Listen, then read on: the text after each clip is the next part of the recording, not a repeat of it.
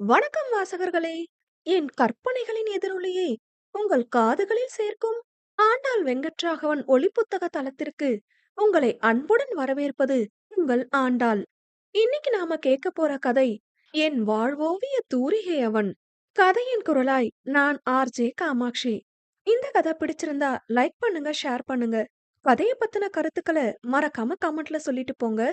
இப்பதான் புதுசா சேனலுக்கு வரீங்கன்னா சேனலை சப்ஸ்கிரைப் பண்ணிட்டு பக்கத்துல இருக்க பெல் ஐகானை தட்டி விடுங்க. அப்பதான் நாங்க போடுற கதைகளோட நோட்டிபிகேஷன் உங்களுக்கு உடனுக்குடனே கிடைக்கும். வாங்க கதை கேட்டு ரசிக்கலாம். ஓவியம் 19. வண்டியில் சென்று கொண்டிருந்த தோழிகளிடம் மௌனமே நிலவ, என்ன இவ வழக்கத்துக்கு மாற சந்தோஷமா அமைதியா இருக்கா? சந்தோஷமா இருந்தா இந்நேரம் தைய தக்கான்னு குதிச்சிருப்பாளே என்று எண்ணியபடி சாய் வண்டியை ஓட்டினாள். வண்டி ஒரு மேடு பள்ளத்தில் ஏறி இறங்கவும் பயத்தில் படபடத்து சாயின் தோள்களை பற்றிய அஞ்சு, சாய் மெதுவா போ என்க, அன்னிச்சை செயலாக அவள் மற்றைய கரம் அவள் வயிற்றை சுற்றி அணைவாக பற்றி கொண்டது. என்ன ஆச்சுடி, வயிறு வலியா? அப்புறம் எதுக்கு பல்ல பல்ல காட்டிட்டு வர என்று சாய் வினவியதும் பக்கென்று சிரித்து வைத்தாள் பெண். ஏ லூசு கிசு பிடிச்சிடுச்சா என்று சாய் பீதியுடன் வினவ, ரோட்ட பார்த்து பொறுமையா ஓட்டு சாய், பாப்பாக்கு வலிக்க போகுது என்று பாவம் போல அஞ்சு கூறினாள். பாப்பாவா? 7 கழுத வயசாகிடுச்சு, இன்னும் பாப்பாவாம் பாப்பா என்று சலித்து கொண்ட சாயை கண்டு சிரித்து கொண்டவள் அதையடுத்து ஏதும் பேசவில்லை. மருத்துவமனை வந்ததும், நீ மேல போ, நான் டாக்டர் கனிகாவை பார்த்துட்டு வரேன் என்று அஞ்சு கூற, ஏதோ ஆபரேஷன் இருக்கா இன்னைக்கு என்று வினவ, இல்ல நீ போ வரேன் என்றவள் அவளை அனுப்பிவிட்டு மகப்பேறு மருத்துவரான டாக்டர் கனிகாவின் அறைக்கு சென்றாள். உள்ளே நுழைந்தவளை பார்த்த கனிகா, ஹாய் அஞ்சு, என்ன மார்னிங்கே இந்த பக்கம்? இப்ப சர்ஜரி எதுவும் இல்லையே எனக்கு என்று கூற, ப்ரொஃபஷனலா வரல டாக்டர், பர்சனலா வந்திருக்கேன் என்று சிறு வெட்க சிரிப்போடு கூறினாள். அதை வைத்தே புரிந்து கொண்ட கனி, என்னடா எதுவும் நல்ல செய்தியா என்று வினவ, அத நீங்க தான் கன்ஃபார்ம் பண்ணி சொல்லணும் என்றபடி அமர்ந்தாள். அவள் நாடி பிடித்தபடி, டெஸ்ட்ல பாத்தியா என்று அவர் வினவ, இல்ல டாக்டர், வயிறு கல்லு போல இருக்கு, எந்த வாசமும் பிடிக்கல, சாப்பிட்டா உமட்டுது, டேட்டு 45 நாள் தள்ளி போயிருக்கு என்று கூற, அவளுக்கு இதர சிகிச்சைகளை முடித்த கனி புன்னகையுடன் அவளை பார்க்க, அதுவே தனது மனம் சொன்ன செய்தி உண்மை என்று அவளுக்கு விளங்கியது. கங்க்ராச்சுலேஷன்ஸ் என்று அவர் கூற, முகம் கொள்ளா புன்னகையுடன் தேங்க்யூ டாக்டர் என்றாள். பேபி இஸ் ஃபைன், நீதான் நல்லா சாப்பிடணும், உடம்ப நல்லா பாத்துக்கோ என்று கனிகா கூற, ஓகே டாக்டர் என்று விட்டு வெளியேறினாள். பின் மேலே சென்று சாயுடன் ஐக்கியமானவள் முகம் பௌர்ணமி நிலவாய் பிரகாசிக்க, தோழியாக சொல்லட்டும் என்று சாயும் அமைதி காத்தாள். மாலை வீடு திரும்புகையில், மறந்தே போயிட்டேன், சாய் மெடிக்கல் ஷாப் போடி என்று அஞ்சு கூற, என்னாச்சு அஞ்சு, உடம்பு எதுவும் முடியலையா என்று அக்கறையாக வினவினாள். வா சொல்றேன் என்ற அஞ்சு மருந்தகம் வந்ததும் உள்ளே செல்ல, சாயும் புரியாத பார்வையோடு அவளை தொடர்ந்தாள். அங்கு சென்றவள் கனிகா எழுதி தந்த சில மாத்திரைகளை வாங்கிக் கொண்டு, பேபி கிட் இருக்கா என்று வினவ, அத்தனை நேரம் மேடையில் தாளம் போட்டுக் கொண்டிருந்த சாய் அவளை விழிகள் விரிய திரும்பி பார்த்தாள். தோழியின் பார்வையை உணர்ந்து புன்னகைத்துக் கொண்ட அஞ்சு அதையும் வாங்கி பைக்குள் வைத்துக் கொண்டு வெளியே வர, ஏ அந்த பாப்பா இந்த பாப்பாதானா என்று காலையில் அவள் மறைமுகமாக கூறியதை தான் புரிந்து கொள்ளாததை உணர்ந்து கேட்டாள். சிரித்தபடி அஞ்சு தலையசைக்க, அவள் தாடையில் கை வைத்து முகம் நிமிர்த்திய சாய் உற்சாகமான குரலில், ஏ அஞ்சு நிஜமாவா? செம்ம ஹாப்பியா இருக்குடி. அதான் கனிகா டாக்டர் கிட்ட போனியா? நான் ஒரு மாங்கா, இத யோசிக்கவே இல்ல பாரு. செம அஞ்சு, அண்ணாக்கு சொல்லிட்டியா என்று வினவ, இல்ல இத காட்டிதான் சொல்லணும் என்று அவள் ஆவலுடன் கூற, ஓகேடா ஜாக்கிரதையா இருந்துக்கோ, நல்லா சாப்பிடு சரியா என்று சாய் கூற, தோழியின் அக்கறைக்கு தலையசைத்தவளை தற்போது பார்த்து பார்த்து வண்டியை ஓட்டி கூட்டி சென்றாள். வீட்டை அடைந்த அஞ்சு சென்று மிதமான வெந்நீரில் குளித்து தனது இரவு சட்டை மற்றும் பைஜாமா பேண்டை மாற்றிக்கொண்டு அந்த பெட்டியில் வண்ணத்தால் சுற்றி அலங்கரித்து விட்டு வந்து இரவு உணவுக்கான சமையலை தயார் செய்தாள். உற்சாகத்துடன் வேலை பார்த்தவளுக்கு அந்த உமட்டலான உணர்வு ஒரு தொல்லையாக தான் இருந்தது. அங்கு வந்த மகா, என்னடா அதுக்குள்ள வேலைய ஆரம்பிச்சிட்ட, காஃபி டீ எதுவும் சாப்பிடலையா என்று வினவ, இல்ல அத்த வேணாம் என்றபடி தோசைக்கு சாம்பாரை தயார் செய்து கொண்டிருந்தாள். அவள் வெளியே சொல்லிக் கொள்ளவில்லை என்றாலும், அவள் கண்களில் அத்தனை ஆர்வம் மின்னியது மகாவின் கண்களுக்கு தப்பவில்லை. ஏதோ அவள் சந்தோஷமாக இருக்கின்றாள் என்பது வரை புரிய, சன்னமான சிரிப்புடன் தானும் அவளுக்கு உதவினார். சில நிமிடங்களில் படித்து முடித்து வந்த ரூபியும் அவர்களுடன் ஐக்கியமாக பேச்சும் கலகலப்புமாக பொழுது சென்றது. அத்தனை நேரம் மாமியாருடனும் ரூபியுடனும் பேசியபடி வேலை செய்து கொண்டிருந்தவள் கணவன் உள்ளே வந்ததும் அத்தனை ஆர்வத்துடன் அவனை ஏறிட்டாள். அமைதியான சிரிப்புடன் அவன் தங்களறைக்கு சென்றிட நைசாக இருவரிடமும் கலண்டு கொண்டு உள்ளே சென்றாள்.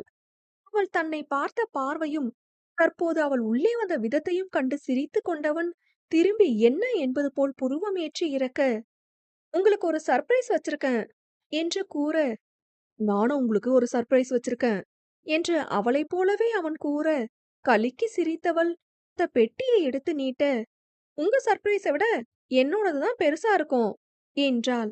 சிரித்தபடி அதை வாங்கி பிரித்தவன் இதழ் மடித்து சிரிப்பை கட்டுப்படுத்தியபடி, விஜய் பேபிக்காடா, வளைகாப்புக்கு இன்னும் 4 மாசம் மேல இருக்கே என்று கூற, அவள் முறைத்தாலே ஒரு முறைப்பு.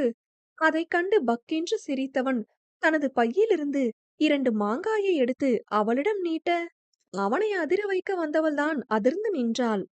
அவளை மென் புன்னகையுடன் பார்த்தவன், welcome new mom and baby என்று கூற, கண்கள் மெலிதாய் கலங்க அவனை நிமிர்ந்து பார்த்தாள். அதில் நொடிக்கு நொடிதான் எத்தனை மாறுதல்கள்! அவனை சட்டென கட்டி அணைத்தவள், ஏய் எப்படி தெரியும் என்று வினவ, மார்னிங் தான் யோசிச்சேன். நீ ரொம்ப ஹாப்பியா இருந்தது. நேத்துல இருந்து உமட்டலா இருக்குன்னு சொன்னது. நேத்து இலாமான்னு கூப்பிட வேணாம்னு சொன்னது. அண்டு இப்போதைக்கு உனக்கு பீரியட்ஸ் வந்த போலவும் இல்லன்னு நோட்டீஸ் பண்ணேன். ஒரு கெஸ் இருந்தது. இன்னைக்கு சொல்றேன்னு நீ சொன்னதால நானும் சரி வாங்கிட்டு போவோம்னு மாங்காய் வாங்கிட்டு வந்தேன் என்றான். அவள் கண்களிலிருந்து கண்ணீர் வழிய, நான் ரொம்ப ஹாப்பியா இருக்கேன் என்று கூற, அவளை தன்னிலிருந்து பிரித்து அவள் முகம் தாங்கியவன் கண்ணீரை துடைத்துவிட்டு அவள் நெற்றியில் இதழ் பதிக்க, அவன் சட்டை காலரை பற்றிக் கொண்டு அவன் இதழில் தன் இதழை பதித்தாள். அவளது அதிரடி தாக்குதலில் இன்பமாக அதிர்ந்த போதும் மனைவியின் நலன் கருதி அவளது முத்த யுத்தத்தின் துவக்கத்தை அவன் முடித்து வைத்தவன், இப்படியெல்லாம் லிப்லாக் அடிக்க கூடாது, பாப்பாக்கு மூச்சு முட்ட போகுது என்றான். நாணம் கொண்டு தலைகுனிந்தவள், நான் உங்களுக்கு சர்ப்ரைஸ் கொடுக்க வந்தா நீங்க எனக்கு பெரிய சர்ப்ரைஸா கொடுத்துட்டீங்க என்று கூற, அவளை அணைத்து பிடித்தவன், செக் பண்ணிருப்பல்ல, பேபி எப்படி இருக்கு என கேட்க, பேபி நல்லா இருக்கு என்று அவள் அழுத்தமாக கூற, பேபியோட மம்மி என்றான். மம்மியும் நல்லா இருக்காங்க, நல்லா சாப்பிடணும்னு சொன்னாங்க என்று அவள் கூற, சன்னமான சிரிப்புடன், வெளியே போலாமா என்றான். நீங்க ஃப்ரெஷ் ஆகிட்டு வாங்க என்று அவள் கூற, தானும் சென்று குளித்து வந்தவன் அவளுடன் வெளியே வந்தான். அதற்குள் உணவு பதார்த்தங்களை கொண்டு வந்து வைத்திட்ட மகா மற்றும் ரூபி இருவருக்காகவும் காத்திருக்க, வெட்கத்துடன் பூமியை பார்த்து வந்தவள் கணவனை ஓரக்கண்ணால் பார்த்து ஜாடை காட்டினாள். அவனோ, நீயே சொல்லு என்பது போல ஜாடை காட்ட, மறுப்பாக தலையசைத்து அவனையே கூறும்படி ஜாடை காட்டினாள். அவளது வெட்கம் புரிந்து சிரித்து கொண்டவன், அம்மா, அஞ்சு இன்னைக்கு ஹாஸ்பிட்டல் போயிருக்கா என்று கூற, அண்ணி தினமும் தானே போறாங்க என்று ரூபி கேட்க, முழுசா கேளு ரூபி என்றாள் அஞ்சு. அவளுக்கு செக் பண்ண போனாமா என்று ருத்ரன் கூறினான். என்னாச்சு, உடம்பு எதுவும் சரியில்லையா அண்ணி, அதான் நேத்து சாப்பிடலையா என்று ரூபி வினவ, மகாவிற்கு ஏதோ புரிவது போலிருந்தது. நம்ம வீட்டுக்கு குட்டி பாப்பா வரப்போகுது என்று ருத்ரன் கூற, மகாவும் ரூபியும் இன்பமாக அதிர்ந்தனர். இருவரும் அஞ்சுவை பார்க்க நாணத்துடன் இதழ் கடித்து நின்றவள் மெல்ல அவர்களை நிமிர்ந்து பார்த்தாள். ஏன் ராசாத்தி, நினைச்சண்டா, நீ சாயங்காலம் வந்ததுல இருந்து முகம் பூரா சிரிப்பா இருக்குமே யோசிச்சேன். என் கண்ணு என்று அவள் கன்னம் நெட்டி முறித்தவர் பூஜை அறை சென்று திருநீர் எடுத்து வந்து அவள் நெற்றியிலும் ருத்ரன் நெற்றியிலும் பூசிவிட்டார். அண்ணி, நிஜமாவா? நான் அத்தையாக போறனா என்று குதூகலிக்க, ரூபி அஞ்சுவை அணைத்து கொள்ள தானும் அவளை அணைத்து ஆம் என்ற பதிலை உணர்த்தினாள். ரொம்ப சந்தோஷமா இருக்குடாமா என்றவருக்கு நேற்று பார்த்ததைப் போல் அவர்களது முதலிரவு அறைக்கு செல்லும் முன் அவள் பார்த்த பரிதவிப்பான பார்வை கண்கள் முன் வந்து போனது. அவளது தற்போதைய முகம் கொள்ளா புன்னகையும் நாணமும் சொல்லியது தன் மகனுடன் அவள் பரிபூரண சந்தோஷத்தோடு வாழ்ந்து வரும் வாழ்க்கையை. அவளை அமர்த்தி இரவு உணவை உருட்டி மிரட்டி உண்ண வைத்தவர் பால் கலந்து கொடுத்து பருக வைத்து அனுப்ப மனமெங்கும் நிறைவை உணர்ந்தாள். எப்போதும் போல் பால்கனியில் அவளை அணைத்தபடி அமர்ந்திருந்தவன், "அத்த மாமாக்கு சொல்லிட்டியாடா?" என்று வினவ, "நாளைக்கு தான் சொல்லணும். அதுக்குள்ள உங்க மச்சானுக்கு மெசேஜ் பண்ணிடாதீங்க" என்று அஞ்சு கூற, அவளது வார்த்தைகளில் இழையோடிய சிறு உடமையில் சிரித்துக் கொண்டவன், "ம், அப்படியே ஆகட்டும் மகாராணி" என்று கூற, எப்பவும் நமக்கு இந்த பால்கனி ஸ்பெஷல் தான். ஆனா இன்னைக்கு 2ஆ இல்லாம 3ஆ இங்க இருக்கோம்.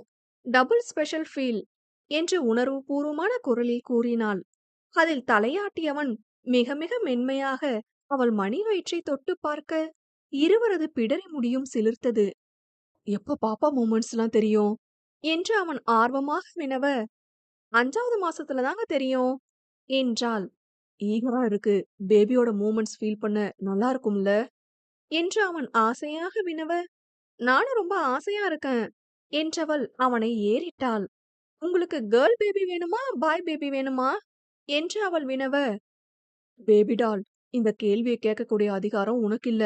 பேபி என்ன பேபின்னு முடிவாகிறது உன்கிட்ட இல்ல என்று அறிவியல் பேசினான். உங்க கையில மட்டும் இருக்காக்கும். சும்மா கேட்டா ஏதாச்சும் சொல்லுங்களேன் என்று அவள் கூற, வாய்விட்டு சிரித்தவன், நான் ஏற்கனவே சொல்லியிருக்கேன் கேடி, எனக்கு இந்த பேபியா அந்த பேபின்னுலாம் இல்ல. என்ன அப்பானும் உன்னை அம்மானும் கூப்பிட்டு சிரிக்க ஒரு குழந்தை இருந்தா போதும் என்று உணர்வுபூர்வமாக கூறினான். அவனை அணைத்துக் கொண்டவள் அப்படியே சில நிமிடங்களில் அவன் மார்பில் தூங்கிட, மென்மையான புன்னகையுடன் அவள் நெற்றியில் முத்தமிட்டவன் அவளை பதமாக கையில் தூக்கிக் கொண்டு கட்டிலில் கிடத்திவிட்டு தானும் படுத்தான். உறங்குபவளது குழந்தை முகம் கண்டவன் அவள் ஜாடையில் ஒரு குழந்தையை உருவகித்து பார்க்க உடல் சிலிர்த்தது. எந்த பாப்பாவோ, ஆனா உன்ன போல இருக்கணும் என்றவன் அவள் நெற்றியில் முத்தமிட்டு படுத்துக் கொண்டான்.